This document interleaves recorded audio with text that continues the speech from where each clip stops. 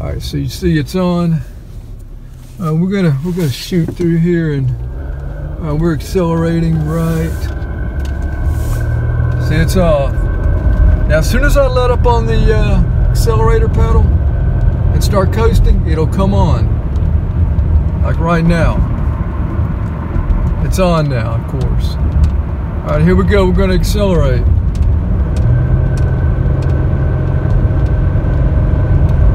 Got my foot on the gas. I'm gonna let off. All right, see there, it's coming on. So I'm really not that upset about it. I mean, I'm definitely not happy about it, but you know, we're gonna continue to monitor this. Hello everyone, thanks for watching the video. So today we're gonna be trying to remove our oil pressure sensor or switch. I've already got the wheel off, as you see here. We're on the passenger side front, and next I'm going to take this little skirt off here. There's two 10mm bolts. I'm going to get those off and see if we can get a better view from under here. It's pretty hard to get to from the top of the engine, so let's get this off. I'll get right back. Alright, so it's right above and behind the crankshaft harmonic balancer. So I don't think I'm going to be able to get to it. Yeah, it's right over here. It's right above it. Right here. There's a black one next to it. I believe it's, yeah, I'm pretty sure it's this one right there. Get a light on it. Yeah, it's that one right there. So it looks like it's, you know, pretty easy to get to, I guess, from down here, but it's really not, because, I mean, I'm touching it, but you have to remove the connector, and it's got a clip on it. It's just really hard to get to for me, either hand.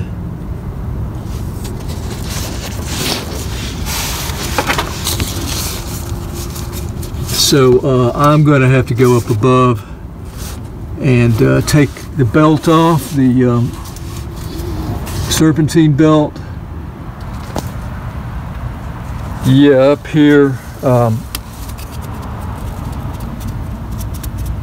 there's not enough room for me to really get to it. I think I'm touching it, but I wouldn't be able to remove the connector or really get to it, and probably wouldn't even be able to take it out. So I'm going to have to take this belt off. This bracket here is held on by two bolts. This holds on the alternator. I think that's the pivot bolt. So I'll loosen this. I have to get this either out of the way or removed. Got to get the belt removed as well. To loosen and remove the belt, there's a pivot bolt on the alternator right there. That is a 14mm. Going to loosen that up. After we loosen that, over here up towards the front, there's a pinch bolt right there. We'll loosen that. After we loosen that, then here's our adjustment bolt. We will loosen that. Those two are 12mm.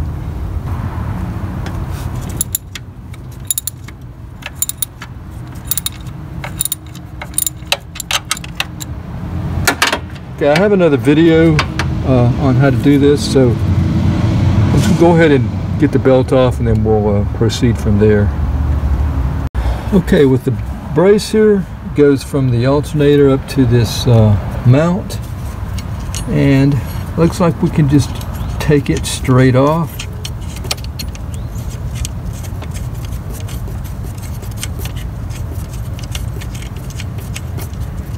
Or swivel it maybe out of the way so we can get our hand in there. I think I can just take it all the way off.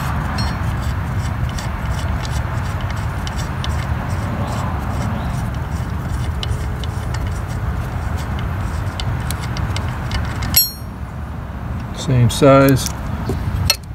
Excellent. Okay, so it's a single wire, one wire, and probably can't see it very good here, but I'll give you a close-up look. Still very hard to get to, so we're going to go ahead and take this little brace off here.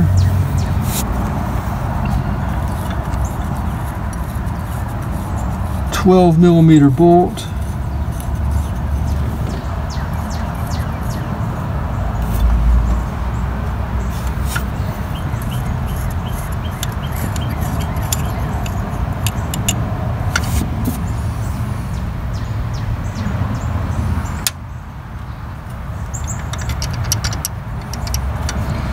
Okay, now we're going to take out the pivot bolt, and this should slide off of it, so we shouldn't have to take the pivot bolt all the way out. Okay, that should be good enough.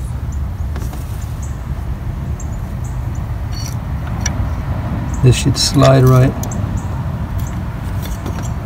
off like that. Much better.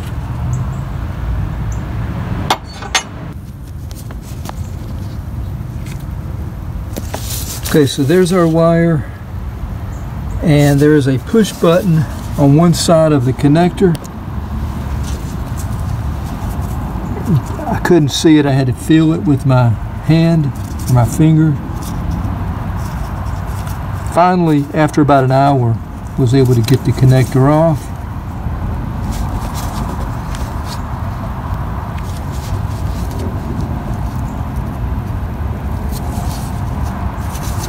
There's that push button right there.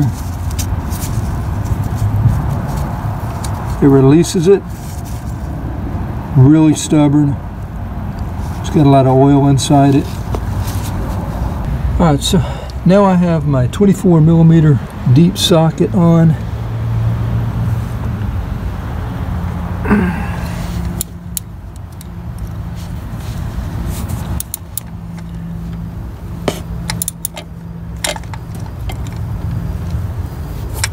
Okay, I will keep ratcheting here, and I'll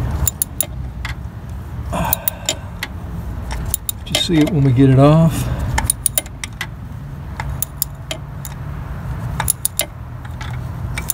Which is going to be shortly here.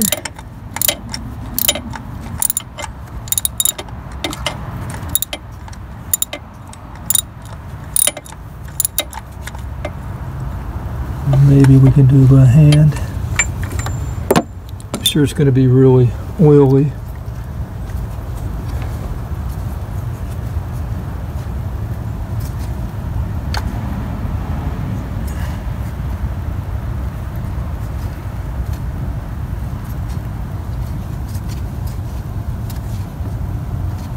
Slippery.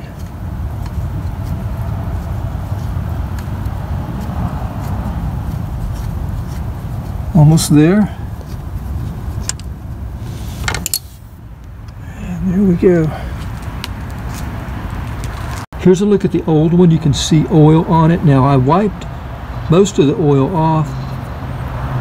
Oil in the hole, which is what we want. But look, we've got it in the connector, which is not a good thing.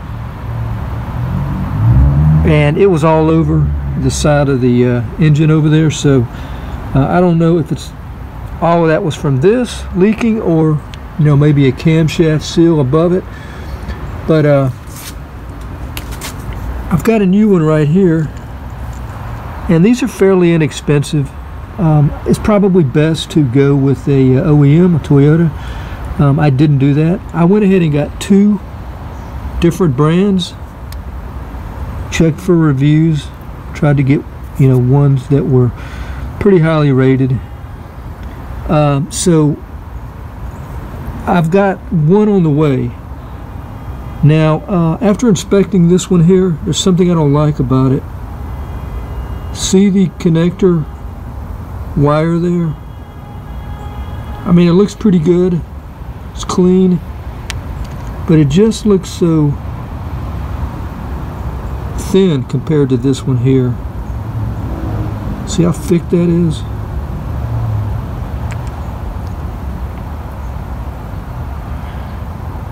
Probably wouldn't matter too much. Let me see if I can get them together. But I think what I'm going to do is wait on my other one. It's supposed to come in a couple hours. Yeah, alright, see the difference? See how thick that one is on the right compared to the contact on the left, the new one? So I'm going to wait and see how my other one that's coming. I like the fact that we've got some, they put some Teflon on there, whatever that is, so I don't need Teflon tape. Just check, this one's a 24 millimeter as well. So anyway, we're going to put something in here pretty soon here, tonight or tomorrow, whenever I get the part. Okay, it's starting to get a little dark here. I just got my new oil pressure sensor, and it's pretty close to the one I took off, which I wasn't that happy with. However, it's got the big, it's a little bit different. See the hole there? That's bigger.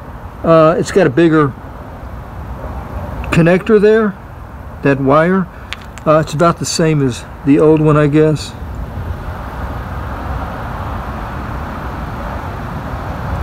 But the reason I think I'm going to go with this is because it is wider versus the other new one, which is really pretty skinny.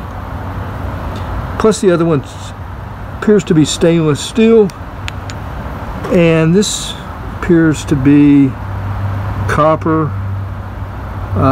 Don't know if that's really copper or what. It's probably plated, but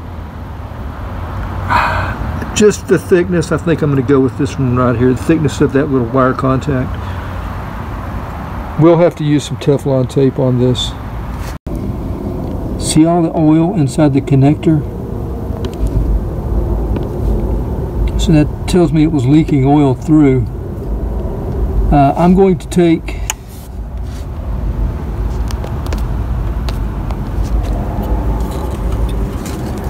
this duster and I'm going to blow that oil off. Try to clean it up before I put it back on the new one. Alright, check it out, much better. The new one going in. Just got to feel with my finger.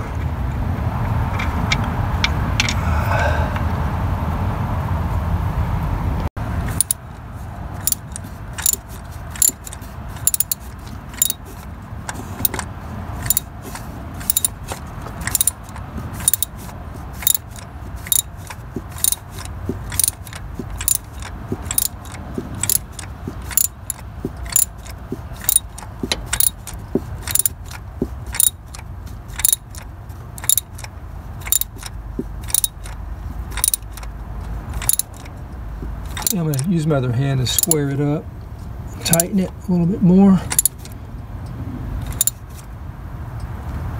Alright, so I got it in there pretty tight. I'm going to put the connector back on. But right here is the tab that I'll be squeezing, so I'm going to turn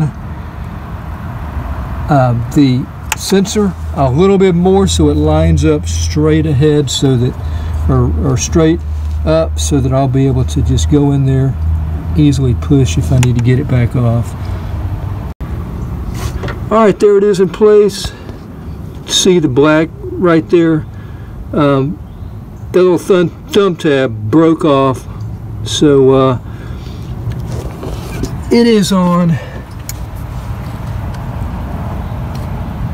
It is on really good. It snapped in place. It's just going to be almost impossible to get off. So it's getting pretty dark here. I'm going to go ahead and just call it an end. But that is how to replace the oil pressure sensor on this 2002 Camry. I think it's 2002 through 2006. This is 3.0 liter. All I need to do is just put everything back together, which is, you know, the belt. There's a bracket here, of course, that got a slip underneath there. The other end of it goes over here. And then we just put that brace that I took off right here. We just put that back in place. tighten our alternator. But before tightening that pivot bolt, of course, we've got to go back here and adjust it so the belt is tight. That adjustment's going to be tightening the adjustment bolt. Once we get it completely tightened the way we want it, we will go down here with that pinch bolt where my finger's at, and we will tighten that, and that should be it. Thanks for watching. All right, got an update now. The sensor seems to be what was causing our problem with the low oil pressure light coming on the gauge, because it's no longer here. I'm into my drive now, about 5 miles. Hasn't come on. With the oil that was leaking, I'm pretty sure that that was the problem. So you know, happy to find that out.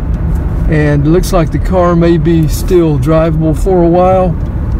We just put a new CV axle in it, so we'll see how well it holds up. Thanks for watching the video. Until next time, have a nice day out there. Take care.